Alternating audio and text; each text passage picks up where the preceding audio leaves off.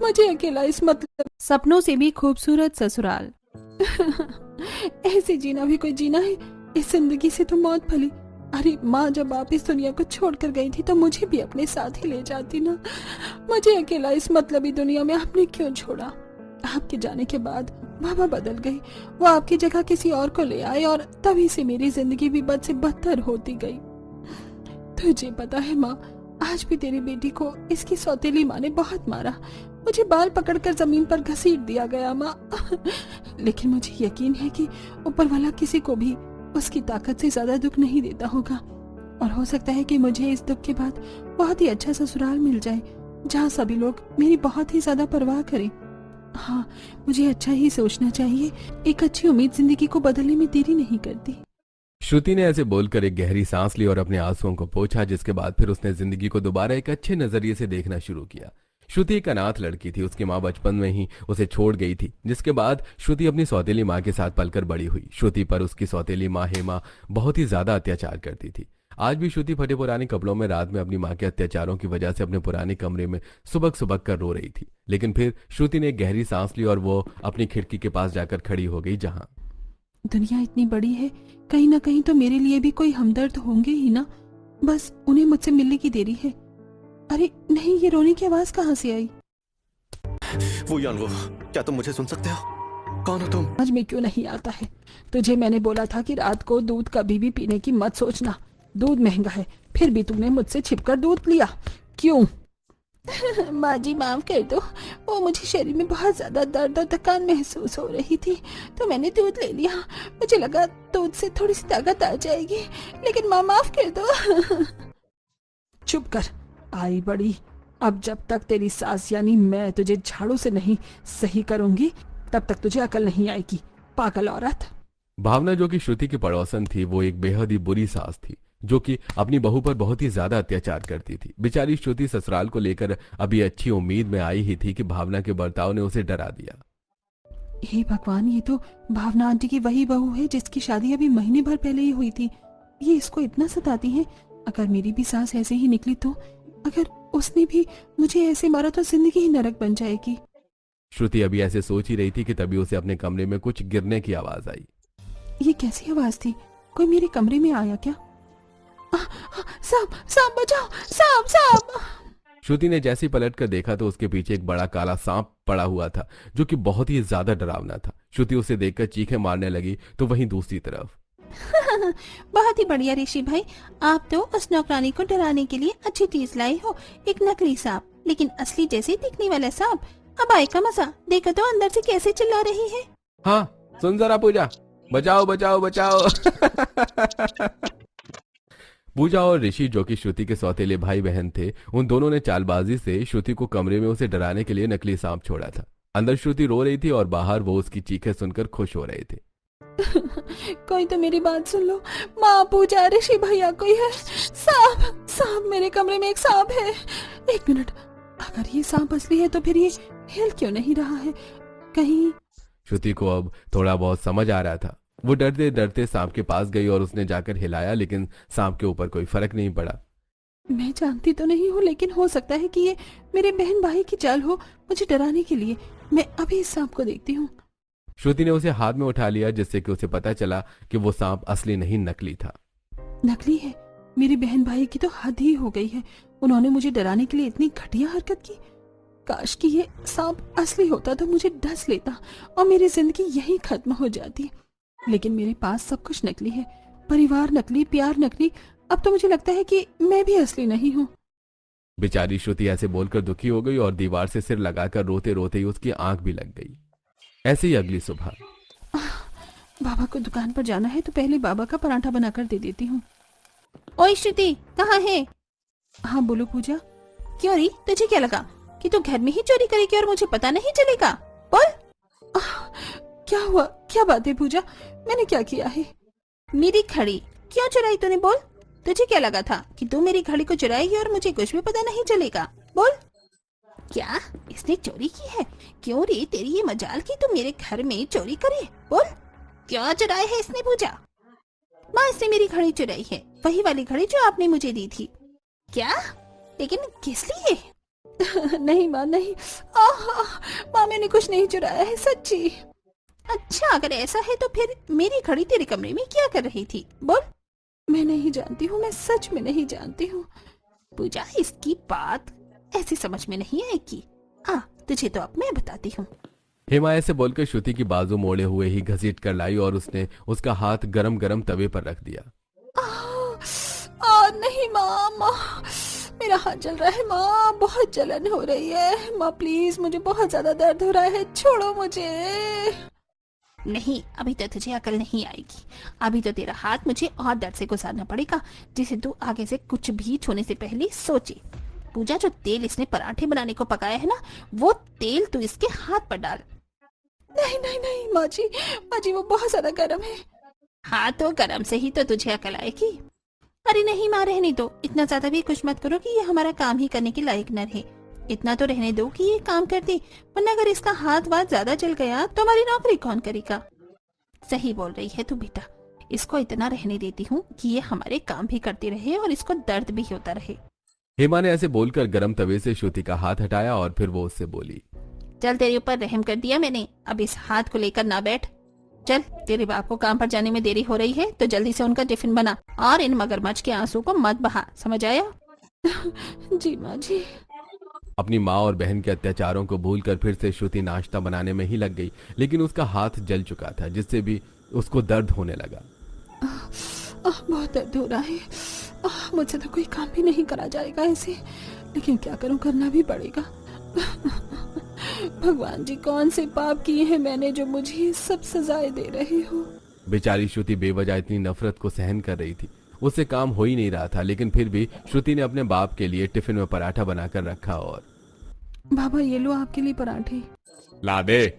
कितनी देर लगा दी नाश्ता बनाने में? बाबा, आपको पता है मैंने ये देर जानबूझकर नहीं की, मैंने पूजा की घड़ी को चुराया भी नहीं था, लेकिन फिर भी उसने मेरे ऊपर झूठा इल्जाम लगाया और मेरा हाथ गरम तवे से जला दिया। सही क्या तेरे साथ एकदम तेरी माँ ने? तेरी जैसी लड़कियों को ऐसे ही अकल आती है, आई बड़ी शिकायत करने वाली। अरे ओ चुकलबाज, मिल गया सुकून, ले ली बाप ने तेरी साइड, आई बड़ी मेरी शिकायत लगाएगी तू। जा, जाकर कपड़े धो और वो भी हाथ से रगड़। ड्रेस किसकी चॉइस है छोटे? Latest trends, top fashion brands और 30 डेज रिटर्न। Amazon, आपकी अपनी दुकान।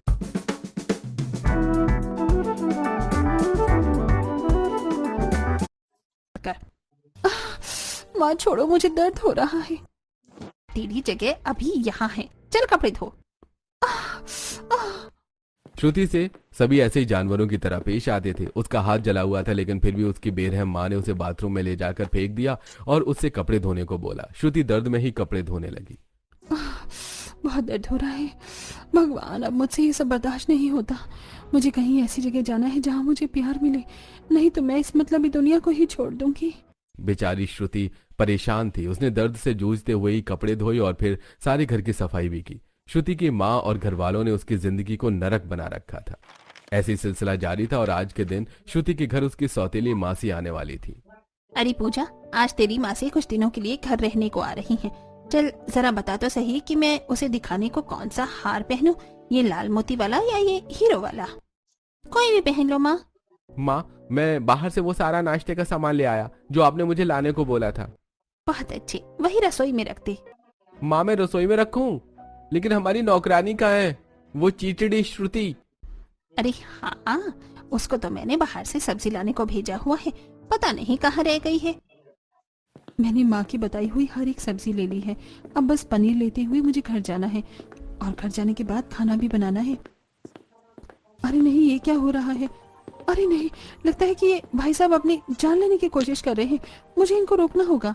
श्रुति भागते हुए एक आदमी के पास गई जिसके हाथ में चाकू था और वो उसे अपनी कलाई तक लेकर जा रहा था। सुनिए, आपको ऐसा नहीं करना चाहिए। आपको क्या लगता है कि अपनी जान ले लेना परेशानियों का हल है? ऐसा बिल्कुल नहीं है। हम जितना परेशानियों से भागते हैं, हमें वो उतना ही सताती हैं। इससे अच्छा है कि आप उसको खत्म करने में दिमाग लगाओ।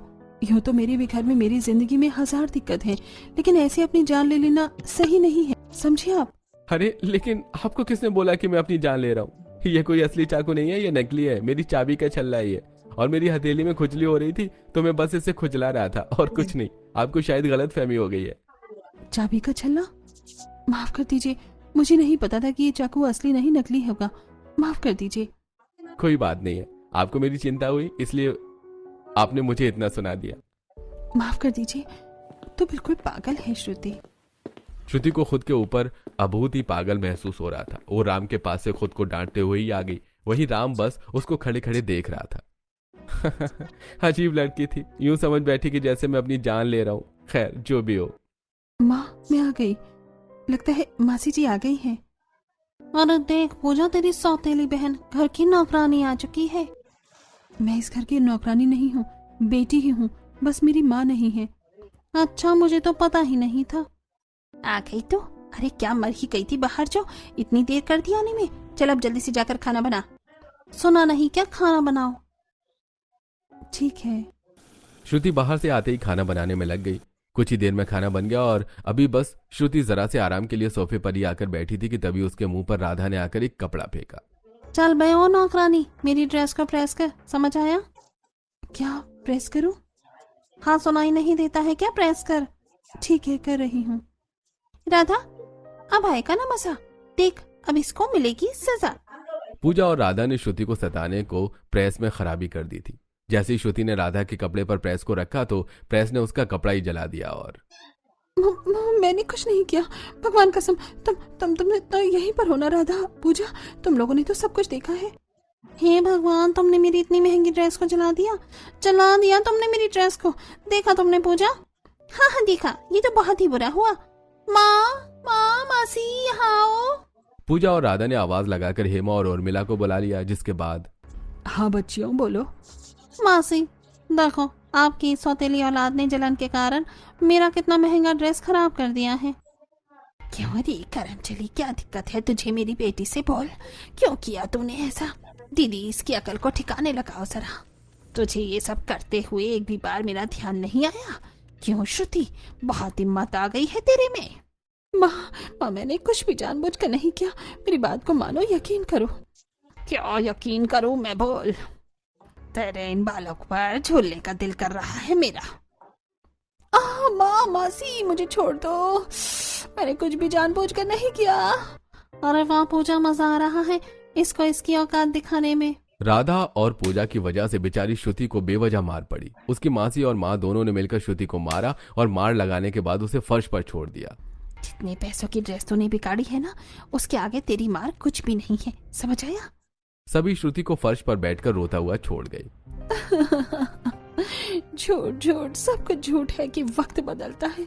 भगवान, मुझे नहीं लगता कि तू अब भी है, या फिर है भी तो अच्छाई जैसा कुछ नहीं है। हमेशा मैं ही क्यों भगवान, मैं ही किस लिए?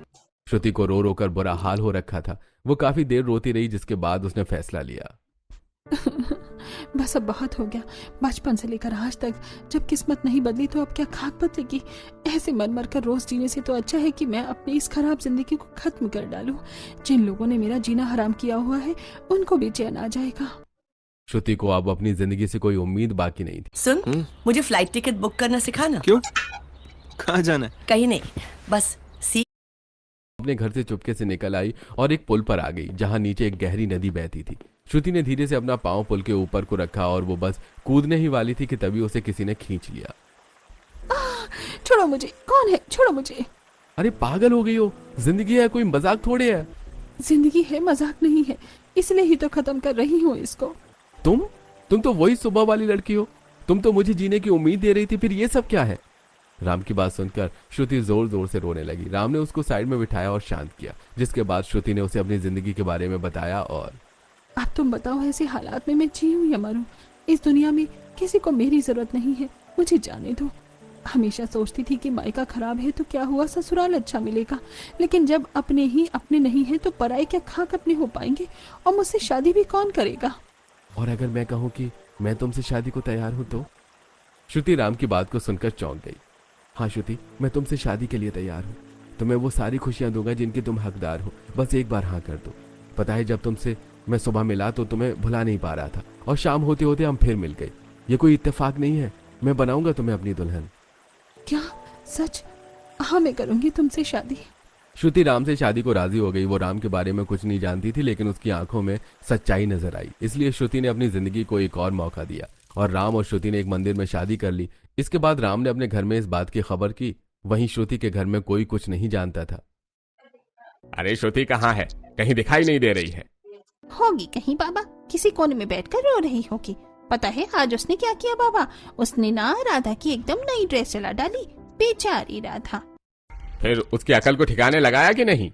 लगाया ना, अच्छे से लगाया, इसलिए ही नहीं दिख रही है। एक तरफ श्रुति के घर में ये चल रहा था तो वहीं दूसरी तरफ राम, हमने शादी तो कर ली है, लेकिन क्या आपके घर वाले हमें अपना लेंगे? कहीं आपकी माँ या बाबा आपसे रूठ न जाए, और अगर उन्होंने मुझे निकाल दिया तो मैं कहाँ जाऊंगी? अरे पहली बात, सभी तुम्हें अपना लेंगे, और दूसरा अगर उन्होंने तुम्हें नहीं अपनाया तो मैं भी फिर वहां नहीं रहूंगा। तुम जहां रहोगी वहीं पर मैं भी रहूंगा, ठीक है ना? अब अंदर चलो। क्या ये बड़ा सा महल मेरा ससुराल है? हाँ यही है, अब आओ भी। श्रुति घबरा रही थी कि कहीं राम के परिवार वाले उसको अपनाने से मना न कर दें। वो डरते डरते अंदर गई, जहां उसने देखा कि घर के दरवाजे पर राम का पूरा परिवार उसके स्वागत के लिए खड़ा हुआ था। सॉरी माँ और बाबा, मैं श्रुति से प्यार करता हूँ, लेकिन कभी आपको बताने की हिम्मत नहीं हुई, तो हमने मंदिर में ही शादी कर ली, और अब आपकी बहू को लाया हूँ। आप हमें अपना तो लोगे ना? राम की बात पर घोर सन्नाटा छा गया, और तभी मुस्कुराकर उसकी माँ जमुना बोली, इतनी अच्छी और सुंदर लड़की को तो मेरी बहू बनाकर लाया है, मैं भला कैसे मना कर सकती हूँ इसको अपनी बहू के रूप में अपनाने से? मैं तो कब से आरती की थाली और गृह प्रवेश का सामान लिए हुए खड़ी हुई हूँ। बहू आजा, आ गया। अरे आना, घबराती क्यों है? श्रुति घबराते हुए आगे आई, जिसके बाद जमुना ने उसकी आरती की और उसे गृह प्रवेश करवाते हुए उसे अपने घर में बुला लिया। श्रुति के ससुराल में भी उसकी नंद, एक देवर, पति और सास ससुर थे, और वो लोग बहुत ही अमीर और आदत के भी बहुत ही अच्छे लग रहे थे। स्वागत है भाभी आपका आपके प्यारे से घर में। मुझे तो यकीन नहीं होता कि मेरी भाभी आ गई है। पागल है हमारा राम भी। अगर बहू वो हमें तेरे बारे में बता देता ना, तो हम तेरी डोली बड़ी ही धूमधाम के साथ उठवाते।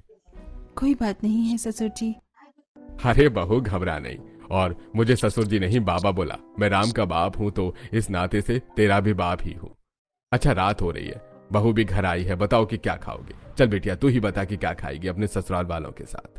अरे आप भी ना बहू कहाँ भी कुछ बताएगी, अभी तो वो आई है। मैं बताती हूँ, आप ना बहू के आने की खुशी में बटर चिकन, कढ़ाई पनीर, पनीर टिक्का, सोया चाप, आलू पूरी, बिरयानी और 5-6 तरह का मीठा मंगवा लो।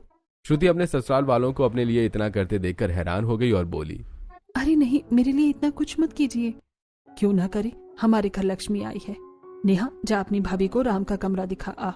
बहू जा तू कमरे में जाकर फ्रेश हो जा, मैं नेहा के हाथ कपड़े भिजवा रही हूँ, उनको बदलकर तू खाना खाने के लिए आ जाना। ठीक है माँ, चलो भाभी मैं आपको भैया के कमरे में ले चलती हूँ। श्रुति नेहा के साथ राम के कमरे में जाने लगी। वो राम का घर देख रही थी, जो कि बहुत ही बड़ा था। कितना अच्छा घर, और उससे भी अच्छे इस घर में रहने वाले लोग हैं। मेरा तो नसीब ही खुल गया, मुझे तो मेरे सपनों से भी अच्छा ससुराल मिला है। श्रुति को अब जिंदगी खूबसूरत लग रही थी। वो अपने कमरे में गई और नहा धोने के बाद उसने अपनी सास की भेजी हुई साड़ी को पहना, जिसके बाद वो नीचे सभी के साथ खाना खाने को आ गई बहू तू, आजा बैठ। मैं भी आप लोगों के साथ ही बैठ जाऊं? अरे हाँ भाभी, और कहाँ बैठोगी? अरे घबरानी बेटा, मैं तेरे बाप की तरह हूँ, चल अब बैठ जा। अमरीश और बाकी सब ने बड़े ही प्यार से श्रुति को बिठाया, जिसके बाद सभी ने अपनी प्लेट भरने से पहले श्रुति की प्लेट को भरा। इस सब को देखकर श्रुति की आंखें भर आईं और उसने पहली बार प्यार का एहसास किया था। ऐसी रात को श्रुति अपने कमरे में आकर बैठ गई, जहां राम एक कटोरी में तेल लेकर आया। अरे राम जी, ये आप क्या कर रहे हो? अरे तुम्हारे पाँव पर दवा लगा रहा हूँ। कोई नहीं जानता, लेकिन मैं तो जानता हूँ ना कि तुम किस सब से गुजरते हुए मुझ तक पहुंची हो। नहीं, ऐसे पति अपनी पत्नी के पाँव नहीं छूते हैं। अरे क्यों नहीं छूते? पत्नी अपने पति के पाँव छुए तो सही, लेकिन पति नहीं छू सकता। हाँ क्यों भाई? अब ज्यादा मुझे मना मत करो। देखो तुम्हारे पाँव नंगे पाँव भागने की वजह से छिल गए हैं, तो इन पर दवा लगा लो और कुछ मत बोलना। राम ने ऐसे बोलकर आहिस्ता आहिस्ता से श्रुति को मरहम लगाना शुरू कर दिया। श्रुति को काफी ज्यादा सौभाग्यशाली महसूस हो रहा था कि उसको अपने ख्वाबों से भी ज्यादा अच्छा ससुराल मिला था। ऐसे एक हफ्ते का समय गुजर गया और अब आज के दिन श्रुति की 2 बुआ सास उसे मिलने आने वाली थी, जिनके लिए श्रुति रसोई में खाना बना रही थी। माँ ने बताया था कि मेरी बुआ सास को कढ़ी खाना बहुत पसंद है। कढ़ी तो बस बनने वाली है, अब पकौड़ी भी बना देती हूँ। बेटा ब्रेकफास्ट में फ्रूट्स नहीं, ओट्स। आमंड। जल गया। अरे अरे क्या हो गया बहू? कुछ नहीं, वो माँ जी बस पकौड़े बनाते हुए तेल उड़कर आ गया।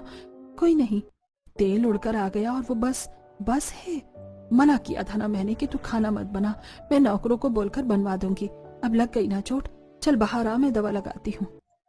अरे माँ जी, मुझे इतनी जोर से नहीं लगी है, आप भी ना परेशान मत होइए। बच्चों को चाहे खरोच ही लगे, लेकिन माँ को तो चिंता होती ही है ना। चल आजा, हो गई तेरी जिद अब पूरी। अब बचा हुआ खाना नौकर बना देंगे, तू बाहर आ। जमुना को एक माँ की तरह अपनी चिंता करते हुए देख श्रुति की आंखों में पानी आ गया। वो जमुना के साथ बाहर आई और जमुना ने उसके हाथ पर पट्टी बांधी। अब ठीक है? लो भाभी, बर्गर खाओ, आपके लिए लाया हूँ। अरे क्या हुआ, ये पट्टी कैसी है, कैसे चोट लग गई भाभी को? खाना बना रही थी, तेल उड़कर आ गया। नहीं भाभी, खाना वाना तो नौकर बना देते हैं, आप चिंता मत किया करो, आप बर्गर खाओ। वैसे ज्यादा खतरनाक चोट नहीं है, आपको सीरियस मत लेना। हाँ अभी बताती हूँ तुझे। तुझसे मजाक करके गया है बहू। जानती हूँ माँ, देवर जी में तो मुझे अपना भाई ही नजर आता है। अगर मेरा कोई भाई होता तो वो बिल्कुल ऐसा ही होता। श्रुति ने ऐसे बोलकर बात को खत्म कर दिया। कुछ ही देर के बाद ही उसकी बुआ सास रेखा और सुरेखा दोनों अपनी एक एक बेटी के साथ श्रुति से मिलने आ गई। श्रुति को उनसे डर लगने लगा, क्योंकि उसका मेहमानों के साथ का एक्सपीरियंस कभी भी अच्छा नहीं था। अरे नहीं, मेरा दिल इतनी जोरों से क्यों धड़क रहा है? बुआ, जानवी और कोयल दीदी, सभी का स्वागत है। भाभी आओ, मैं आपको अपनी बुआ से मिलवाती हूँ। नमस्ते बुआ जी। नमस्ते बेटा, कितनी प्यारी बच्ची है। राम ने अचानक शादी की तो किसी को कुछ पता ही नहीं चल पाया। बहुत प्यारी बहू मिली है भाभी आपको तो। बहू नहीं बेटी बोलो। चलो आओ ननन जी, अंदर आ जाओ। जानवी और कोयल बेटा तुम भी आओ। जमुना ने सभी को अंदर बुला लिया, जिसके बाद उन सभी ने साथ बैठकर खाना खाया। अब श्रुति की घबराहट कम हो गई थी, क्योंकि सभी उससे बहुत ही अच्छे से पेश आ रहे थे। मेरे तो रिश्तेदार भी बहुत अच्छे हैं, मैं बेवजह ही डर रही थी। भाभी चलो आपके कमरे में चलते हैं, वहाँ जाकर हम खूब बातें करेंगे। हम एक हफ्ते को आए हैं तो मस्ती नॉन स्टॉप होगी। कोयल और जानवी की बात सुनकर श्रुति उन्हें नेहा के साथ अपने कमरे में ले गई और फिर उन्होंने खूब बातें की। ऐसे ही कुछ दिन और गुजरे और आज की रात श्रुति अपने कमरे में नहा धोकर नेहा के कमरे में थी, जहां जानवी और कोयल भी थी और वो रात को खेल रही थी। कोयल, तेरा नाम कोयल है, लेकिन तेरी आवाज जरा भी मीठी नहीं है। फटा हुआ स्पीकर है तू, समझ आया? चल अब हंसेगा।